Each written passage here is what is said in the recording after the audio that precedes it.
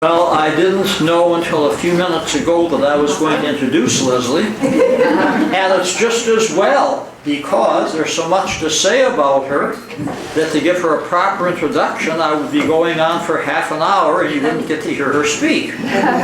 So I'm just going to hit some highlights that come off the top of my head as I think about Leslie, because we met shortly after she arrived in the Bay Area. As many of you know, Leslie is a trained shaman, having worked with elders from 4 different Native American shamanic traditions, but she also has a PhD in clinical psychology, and she is a licensed psychologist in the state of California. She has a private practice in San Francisco, and so people who come to her for help are getting the double whammy, both Western psychotherapy and Native American shamanic therapy. So, if one doesn't help them, the other one will, but usually both help them together. Later on today, I'm going to be talking about how shamanic procedures have something in common with Western hypnosis.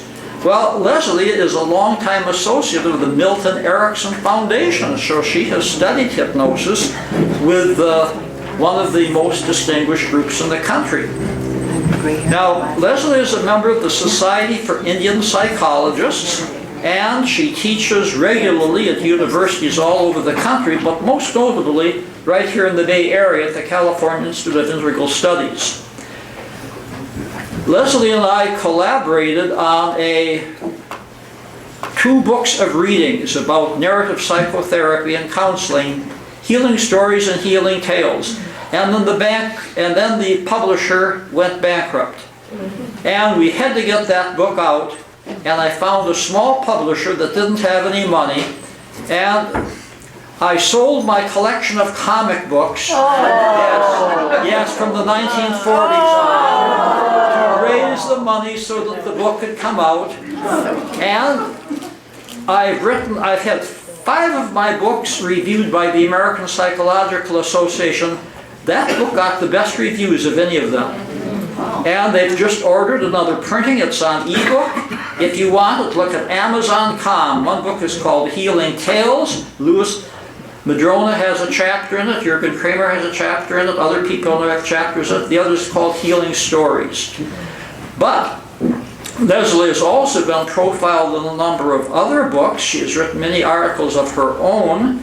And most notably, she has founded and put together an incredible foundation called the Woodfish Foundation, which aims to seek out ways that natives and non-natives can collaborate. It's unique in the country, and I think that it sets a model for what is possible for people of goodwill. Now, Leslie might seem very demure to you. She is keeping a low profile, as she usually does at these conferences, but take it from me, when you get to know Leslie well, she's a wild spirit. And now I want you all to meet that wild spirit, Dr. Leslie Gray.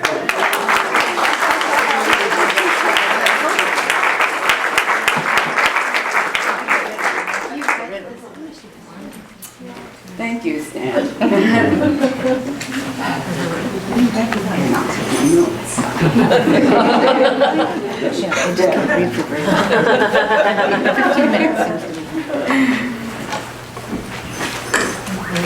Well, I think many of you may have seen that extraordinary picture by Richard Erdoes of lame deer. It's a very stark photograph. It's just the head of lame deer with his craggy face, rugged from the Badlands, against a white wall, and his eyes gleaming out of all those furrows. And the chiaroscuro, the light and dark of the photograph, is really striking. And actually the light hits him, and it really looks natural and supernatural at the same time. The light hits him so that one side of his face is dark and the other side is light. It's a stunning photograph taken by Richard Erdoes, who was a close friend of his. And Lame Deer said to Richard Erdoes once, "Looking at my faded, patched up shirt with my down at the heel cowboy boots, the hearing aid whistling in my ear, seeing the flimsy shack and its bad smelling outhouse, which I call home, it all doesn't add up to a white man's idea of a holy man." He said, "You've seen me drunk and broke. You've heard me curse and tell a sexy joke. You know I'm not better or wiser than any man. But I've been to the hilltop, got my power and vision. The rest is just the trimmings." In that statement is something that I've been observing for a long time, almost 4 decades now, with shamans all over the world that I've spent time with, and especially American Indian shamans. And something's been sort of brewing and rising up. Something I'm seeing about them. And I'm seeing a kind of coincidence of opposites. A coincidentia oppositorum. Of two seemingly different characteristics, which for today's purpose I'm going to call deviance, and the other one I'm going to call discipline.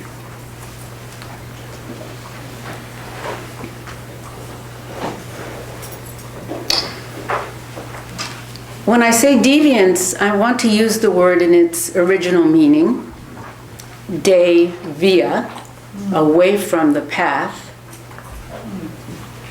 Anything that isn't within 2 standard deviations of the norm for the psychologists here. And something that is beyond the pale, or characteristics that are beyond the pale. In 1972, I wrote a paper called "Some Reflections on the Dynamics of Shamanistic Healing and the Personality Type Required to be a Shaman." And I just hauled it out the other day and looked at it. Because I was I'm sort of working my way to what is this thing I keep seeing?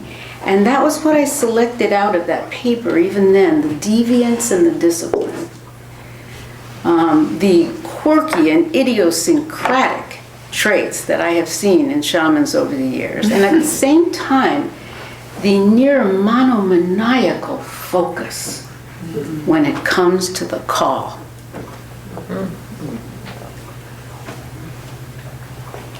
I think it's these 2 jangling experiences also that contribute to the extraordinary sense of humor that every single one of them had. Just raucous belly laugh sense of humor. And then often alternating immediately and becoming engaged in high seriousness about healing.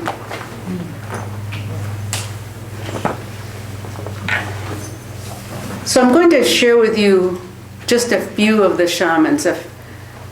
I'm going to talk about a Cherokee shaman, an Ojibwe shaman, or Cherokee or Salagi, Ojibwe or Anishinaabe, or Anishinaabeg, as they actually really say.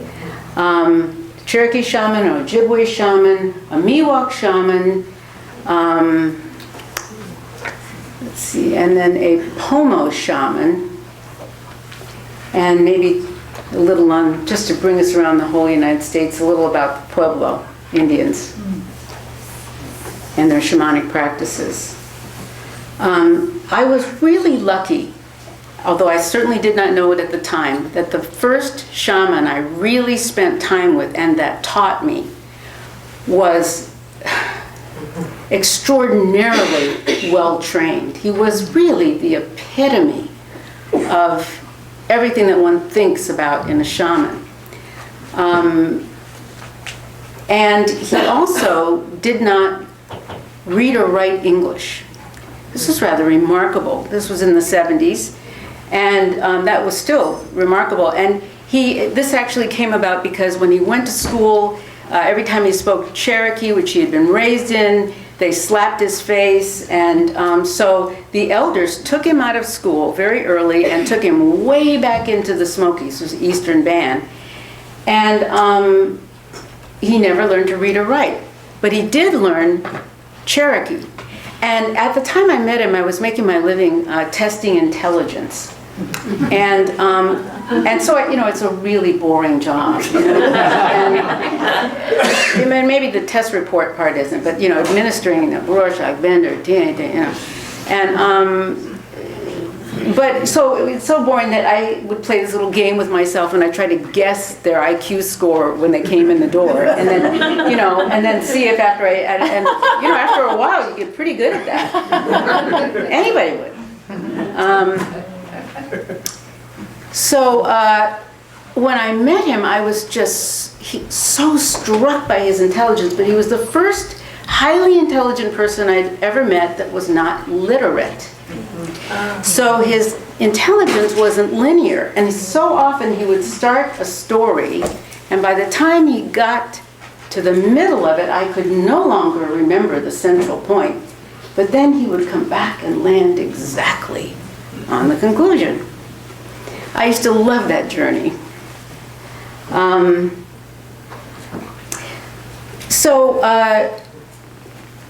Deviance. He was born with webbed digits, and the elders saw that and immediately identified him as a special person that would have a great importance to the tribe. And he had other things that were not within the norm about him. His extraordinary intelligence, his amazing memory. He could tell you about a conversation he had 2 months before and repeat every word verbatim, along with the hand gestures and the voice inflection of who had been speaking to him. Wow. He had so many astonishing talents. I mean, once I talked to him once and he said, "Yeah, I'm taking up flute making." And then I knew that he made flutes, and he made one for a friend of mine. And then I looked him up last night for the first time on the internet, because I had tried before, there wasn't anything about him, and I found very, very little. But one thing I did find was a mention by a writer for Billboard that he was the foremost American flute maker. That was typical of him, really. So you're getting an idea of an unusually talented deviant.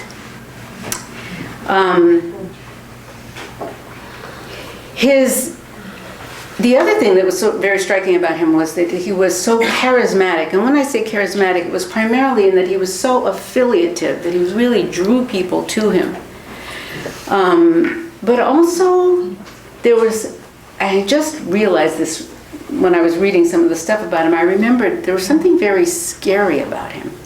And the scary thing about him was when it came to something like being for the earth or caring for the earth, he was unswerving with a kind of fierce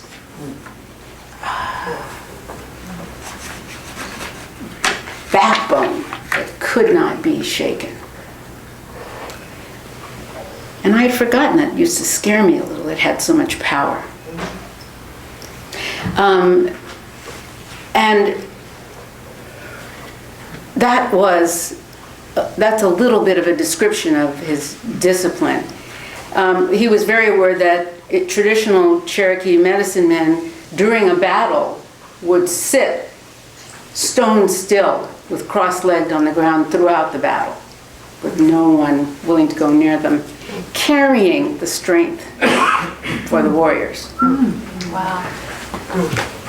and also there to tend and heal to them when they were injured.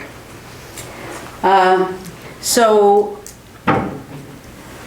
another shaman that I've spent a great deal of time with and that I've had as a guest in my classes when I was teaching American Indian medicine at UC Berkeley, an Ojibwe shaman, he had a very, very harsh, exaggeratedly harsh childhood, and a strangeness to his childhood where he was manifestly and visibly Indian and living right near the Sault Ste. Marie Indian Reservation where his relatives were. And yet his parents, as my grandmother used to say, found it best not to mention the Indian part. And his response to this, he was a very, very bright child, was at 13 he decided he would have to conduct his own vision quest because there was no one to take him, and he left home for 3 days and spent it round the clock calling for a vision in a graveyard, in a local graveyard. Wow. And then he became violently ill because he had grabbed some stew off of the stove and put it in a bag to take with him and didn't realize that it had to be kept refrigerated. And so then he was ill for about a week after that from eating that stew. I recently visited him with a friend, and he was in the hospital in San Francisco, and he had just had triple bypass surgery. He was a Green Beret, and this was a consequence of Agent Orange, and he's one of the people that, at least he just found out now, this year, that he'll be receiving benefits for Agent, in any event, and while he was there, I brought someone to meet him, and it just so happened that I had hurt my hand, and she had hurt, I had hurt my foot, and she had hurt her hand. She had a brace on, and while he was lying there, he looked at us. He's hooked up to tubes and everything, and he says, "Oh, let me work on you." It's not the first time that's happened with shamans that I've extraordinary Crow shaman, Absaroke, the Absaroke people. A Crow shaman, I went to visit him when he was dying in the hospital, and he was in a coma, and he woke up and said, "Oh, what can I do for you?"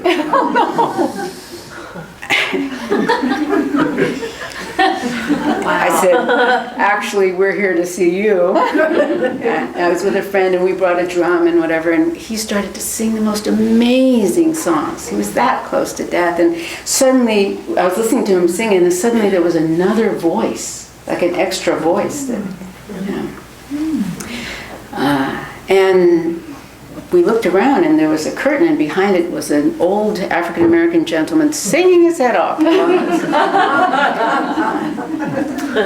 But this thing of,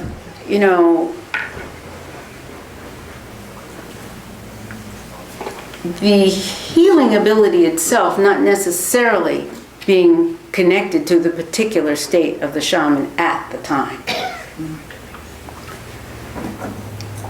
But also that's an aspect of the discipline from repeatedly and repeatedly and repeatedly healing and caring for others.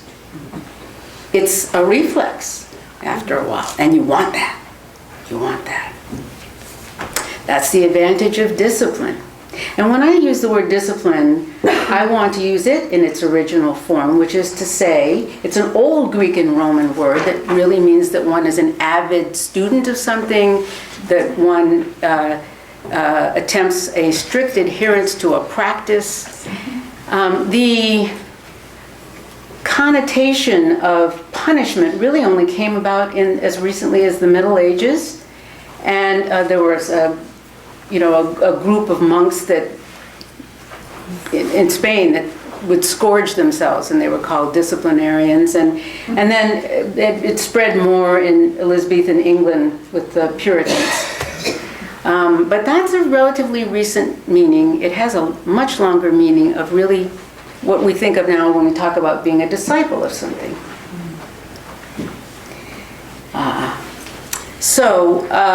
Another shaman was a Pomo shaman, and this was like in about 82. I had been asking him, I wanted to study with a California Indian shaman, and there seemed to be hardly any.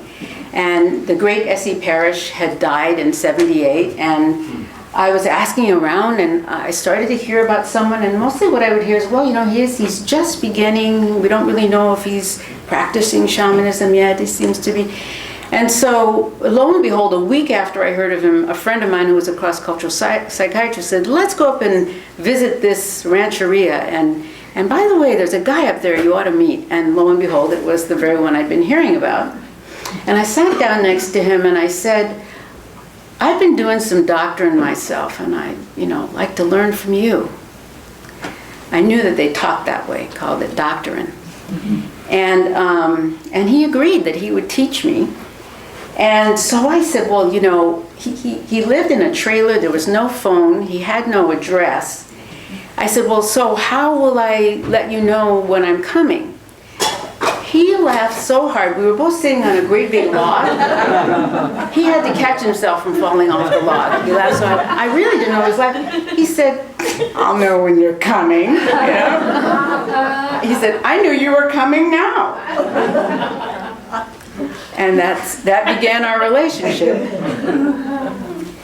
And he was deviant in the sense of being enantiodromic, in the sense of having a life that involved a sudden change to its absolute opposite. He had lived a very dissipated life in Santa Rosa, which he freely talks about, drinking, womanizing, everything he could do, he did it. And his health was actually getting bad as a result of that. And then he started to have dreams. He started to dream the roundhouse and dream the costumes people would wear in the ceremonies. And then he started dreaming he was healing. People started to come to his house, and he'd come home, and people would be piled up on the couches waiting to be healed. It was exhausting. So he finally moved out of town and back up to the reservation. And then lived such a different life. I remember I used to bring, typically when I'd go to these people, I'd bring sacks of flour and coffee and this, that, and the other things that they might need. And I had been doing that, and then I said, am I bringing the things you'd really like? And he says, well, I'm not really drinking the coffee, I'm giving that to friends. And I'm not really using the sugar, I'm giving that to friends. And oh yeah, the oranges, I don't need oranges. And, and because he had gotten his diet to just this absolute pure state, no sugar, nothing to upset it, no caffeine, and just the total opposite of the way that he'd been for years and years. Wow. And he continues that way till today.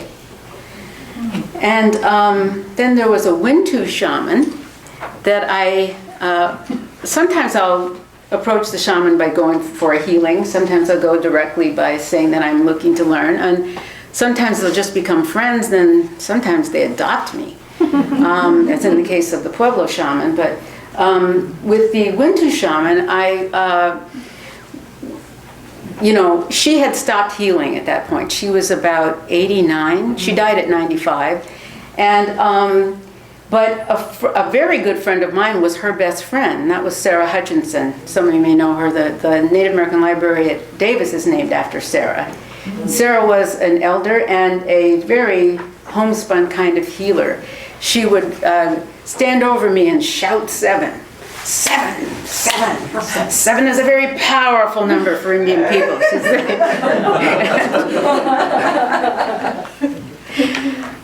But her best friend.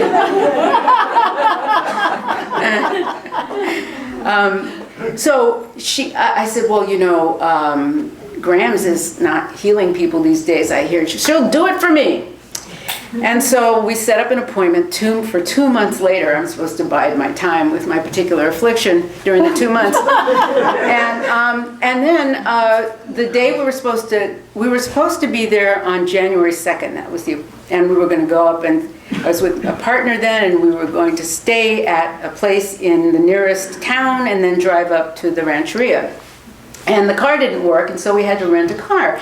And because it was the day after New Year's, it was New Year's Day. It was January 1st that we were driving on.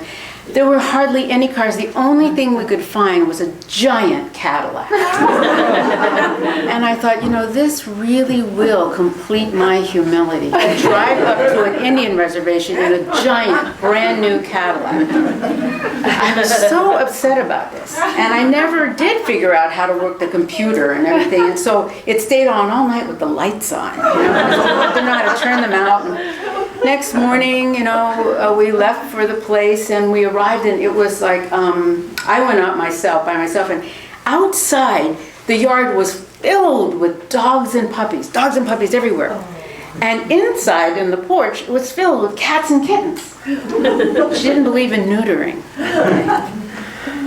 And then I went in and there were 2 day beds, and on one was this very elderly gentleman, and on another one was a very elderly woman, and there was the largest television I've ever seen, which was broken, and on top of it was a smaller television that was black and white with rabbit ears, and it was on constantly, and it only had pixels, black and white, you know, snow, and it was going continuously with some sort of sports. And I came in and I sat down, and I said, well, you know, I'm here to see Grams, and they said, well, you know, she's not here. And I said, well, I've been waiting for 2 months. And she said, no, she's not here. She's down at the casino.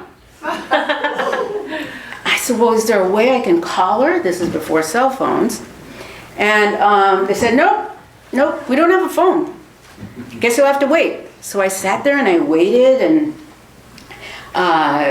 you know, the elderly woman, you know, said, I'm hungry. And I said, well, aren't those raisins right next to you? She says, raisins? I thought those were flies.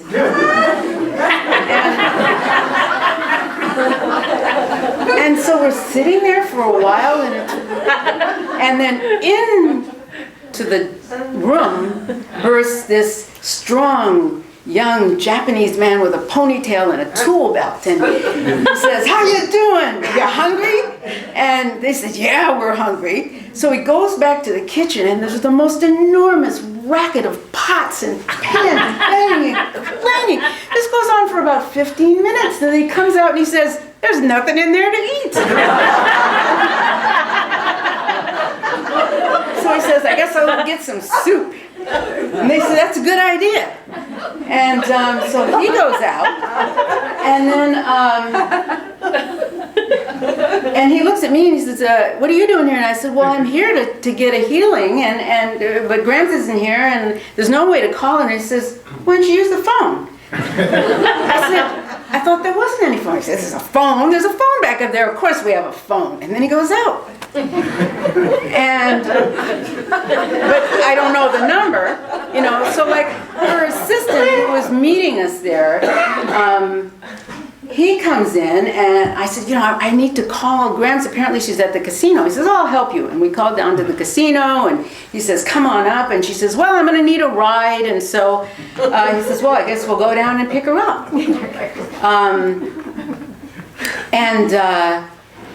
So I said, as I was going out the door, I said, well, you know, you have raisins there until the guy comes back with the soup. And she said, I wrote raisins? I don't see any raisins. And the assistant says, well, she's blind. And I said, oh, are you blind? And she says, blind? No, I've got dust in my eyes. I said, dust in your eyes? And she said, yeah, you know, like when you sleep on a dusty mattress? I said, no, I haven't ever slept on a dusty mattress.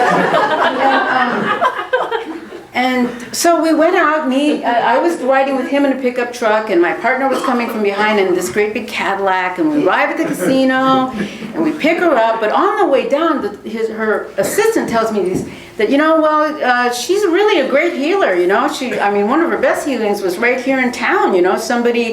These people called her up and said that their son had died, and they wanted her to heal him, and she says, well, I'll be there in a couple days. And they said, a couple days? She said, yeah, well, he's dead, you know. And so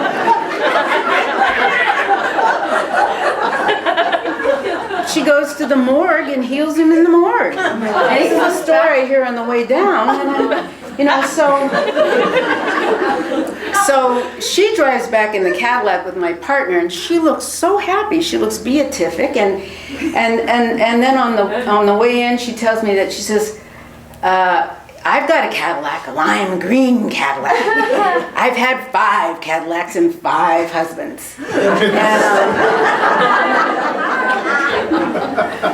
So we get in the house, and there's this racket in the kitchen. By now I know what that is. It's the soup being made, so I tell her my particular malady, and she says, "Herb number 2." I said, "Okay." And she has the Japanese fellow bring out a plastic milk container filled with what looks like water to me, and she says, "There you go, herb number 2." And I said, "Well, what is herb number 2?" And she says, "Herb number 2." I said, "Yeah, but I'm asking, what is the herb in herb number 2?" She says, "Herb number 2." And indeed, that was what it was called, herb number 2. She had a vast, vast knowledge of herbs, many of which she had just given names herself. She was deviant or unusual or exceptional in the sense that she was born to a 60-year-old mother on the banks of a river. Wow. And the elders, when this happened, were not sure what direction this was going to go in.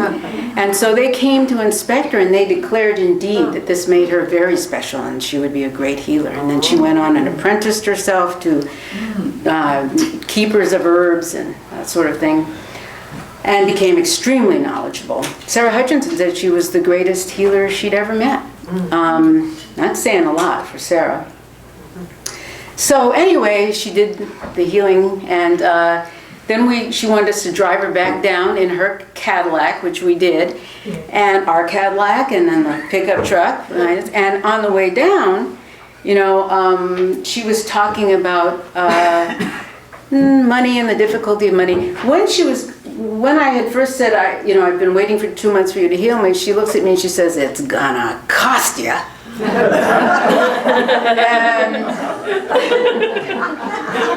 And for then it was a lot of money. I gave her the money, and then I realized on the way down that she was about to take that money to the casino. And so we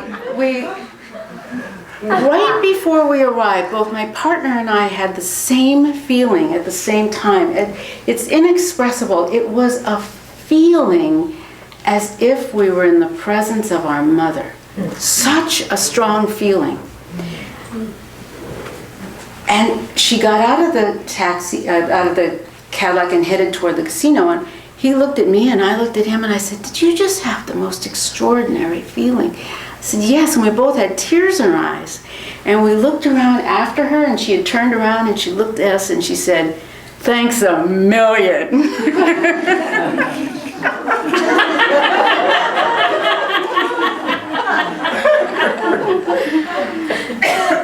The Miwok healer, I am hard put to think of one area about him that was normal. Really extraordinary. I'll give you an example. When I had first met him, we were at this gathering of shamans, and he was offered to give me a ride. It started early and ended at 1 o'clock. We were in the East Bay, and he was taking me home to Mill Valley. And I was actually going to Tam Junction. So some of you may know that it probably, especially then, took about half an hour to get from, say, Shattuck Avenue to Tam Junction, and with traffic maybe 45. It's not all that different now, but it's about that. Well, we left at 1 and we got there at midnight. And the reason is that he only traveled in positive energy circles.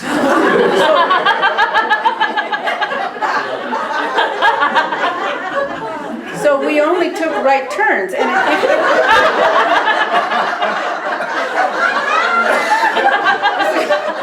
so at one point we ended up. It was myself, the shaman, and his assistant in a white rabbit vehicle that said "Shaman 1" on the license plate. And it had teepee poles on top. And we ended up in some sort of a parade in Chinatown. And we were moving so slowly that there was jump out and get dim sum. Hungry at that point.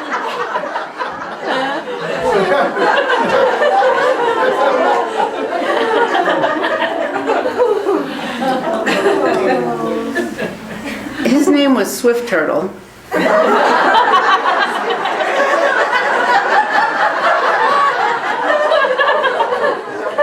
Some of you may know him. Here's an example of his discipline, though. In addition to his deviance, the year before I arrived in the Bay Area, in 1980, he had there were a lot of people objecting to the building of high-rises in the East Bay on top of an Indian burial ground, and people had petitioned the government. They had tried everything they could possibly do, and to no avail. And they were going ahead with the bulldozing of Native American bones. And since nothing had worked, Swift Turtle thought to himself, and he said that, he thought, what is it? I know what white people understand. And he had himself nailed to a cross. Oh, holy crap. And right there on the site, he had himself nailed to a cross through this hand and barbed wire attached to the other side. Wow. I want to tell you how fast they repatriated those bones. Wow. Really fast. And especially since a picture was taken of it and it ended up in the newspapers, and he was right. And so I asked him, I said, did it hurt? And he said, you're the only person that ever asked that question. And I realized that I had asked that question because I had already assumed, or my hunch was that this was done in an altered state, and it might or might not have hurt. I don't know. And he said, actually, I fasted and prayed for months and months beforehand and brought my awareness to that place. And actually, it did not hurt by the time I actually did it. I did. But that's the kind of endurance and perseverance that I have frequently seen.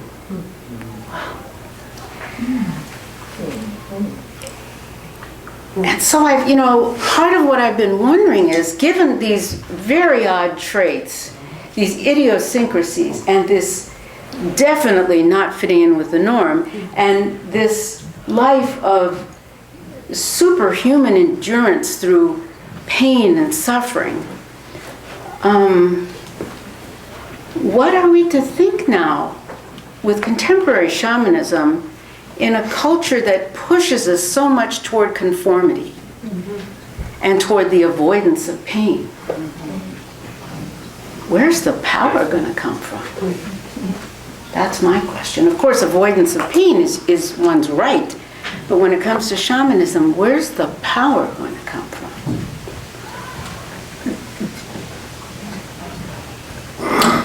Certainly the great Caribou Eskimo Inge said that solitude and suffering open the human mind, and it is there that a shaman must seek his power.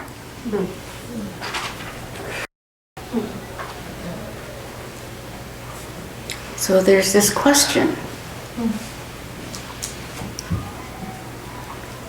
Is it really going to be possible to do that kind of healing and curing if we're normal and we fit in, and if we're comfortable, and if we avoid pain and suffering?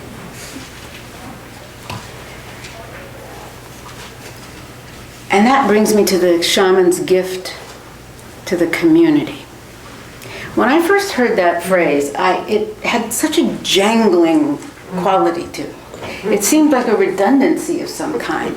And then I thought, oh no, they want gifts too?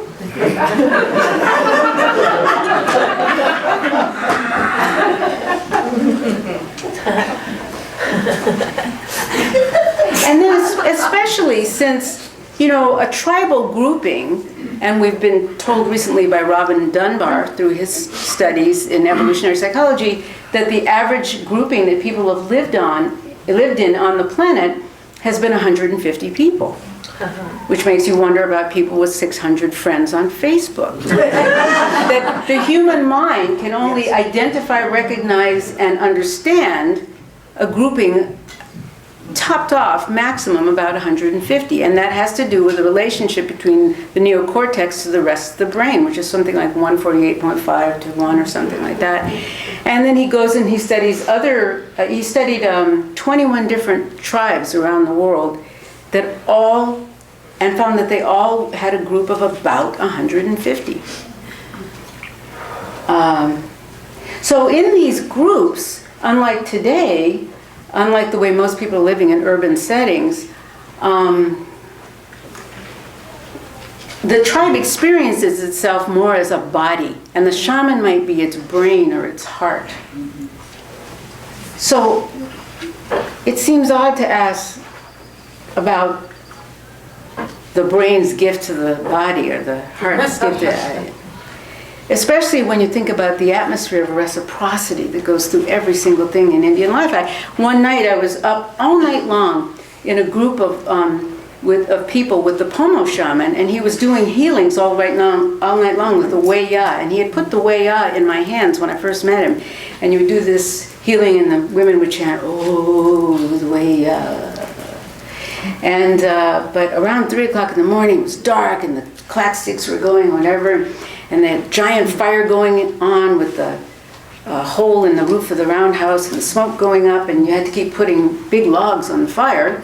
And he went out to get one, and he had been healing people. They were sitting on folding chairs, and one by one he was healing them, and he brought in a log, and then he was limping, and he had hurt his ankle. And the group stood up and formed a line. All the patients formed a line and put their arms like that over one another. And they said, "Oh, the Wei Ya, oh, the helping hand." And the last person touched his ankle like that, after which he was healed, and he went back, and they got back on the folding chairs, and he proceeded to continue to heal them. It would have been like a physician in the middle of, a surgeon in the middle of an operation, injured himself, and the patient says, "Oh, let me take care of that for you." And then the patient lies back down and they proceed with the surgery. So, this much I think, and I suppose you could call it a gift in terms of it being certainly a benefit. I think, when I think of gifts, I think of the clowns.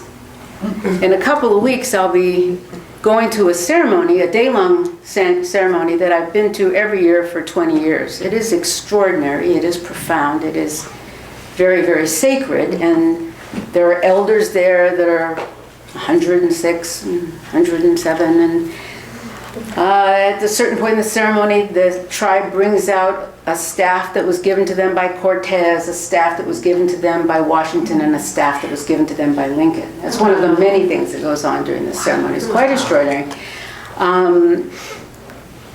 But somewhere in the middle of the afternoon, and you never know where, you've spent the whole day in the sun, and there's this giant pole it's huge, it's at least 90 feet.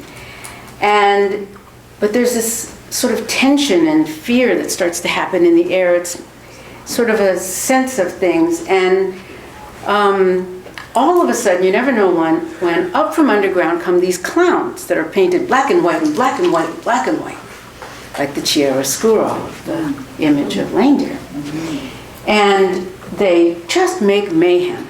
And they don't speak Tewa, which is the traditional language. They speak clown, which is sort of like and they've been doing this for a week underground in an altered state of consciousness without eating and being plunged into a lake every morning. And by that time, they're understanding each other. And they proceed to mock every single sacred thing in that ceremony as crudely as possible. And yet they are regarded as the most sacred people there. Because unlike the Western notion of the sacred, the Indian notion of the sacred is the totality. You must have the totality present for something to be sacred. You must have both the concentric and the eccentric. You must have both the intrinsic and the extrinsic. It is this fundamental realization of unity, of the necessity of unity to the life of the tribe. And that the tribe is a body and experiences itself as one, and without unity, the tribe will not survive.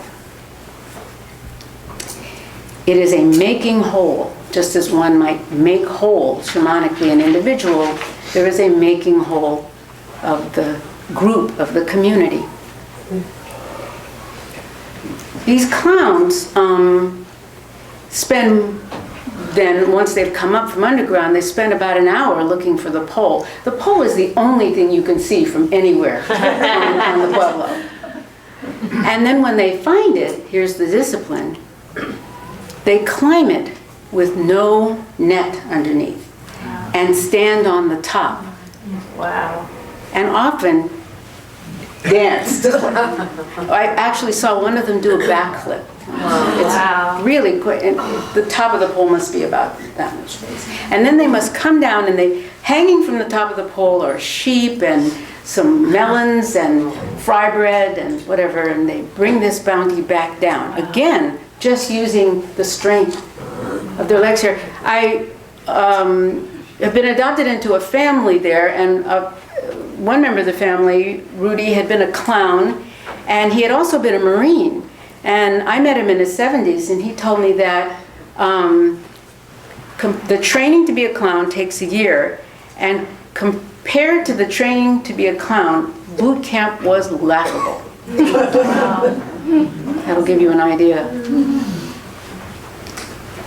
So, what did the clowns do? Well, what would light possibly shine out of if not darkness? If you have not both a trough and a crest, you will not have a wave. They assure the totality, and they are eccentric, but they are not eccentric to the larger benefit of the unity of the tribe.